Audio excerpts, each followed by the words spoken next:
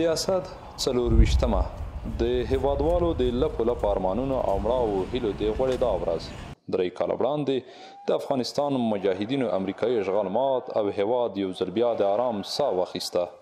د میدان وردګ ولایت اوسیدونکي دغه ورځ د هیواد په تاریخ کې زرینه ورځ یادوي. د اسد 24مه زموږ لپاره د ویاړ ځای و، د ټول افغانستان لپاره، ځکه چې دا ډېر د افتخار ورځ وه او اوس الحمدلله اسلامي امارت قایم دی. ډېر خوشحاله یو. دغه موږ د خپل هیواد لپاره د ویاړ او د قربانۍ او د وینو د خندلو په هغه باندې راغلي. موږ ډېر په خوشحاله یو الحمدلله چې په موږ په افغانستان کې پس د 50 کالونو ښه امنیت، شریعت او اسلامي حکومت راغی.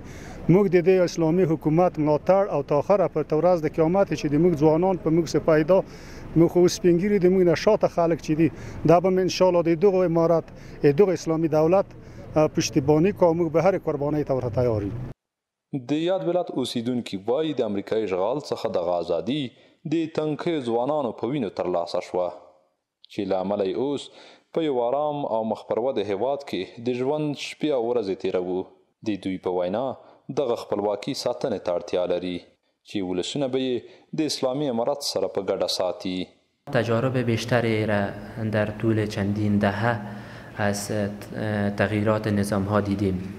هر کدامش سبب از دست دادن بسیاری از امکانات، حتی از دست دادن جانها و مالهای مردم افغانستان شده و این تغییرات هم نظر به دلایل بوده که چه میتونه این دلایل از استعمار و استثمار این موارد باشه.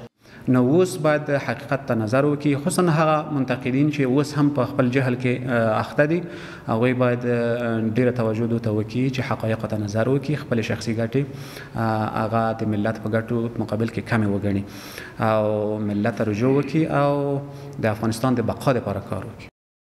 3 کاله وړاندې د اسد په 24مه نیټه د 10 کلونو قربانۍ وروسته امریکایي اشغالګرو ماتې وخوړه او له هیواده په تیښته شول. له امله یې ګران هیواد آزاد او یو خپلواک اسلامي نظام پکې رامنځته شو. ولاړ یو څنګ پر څنګ میدان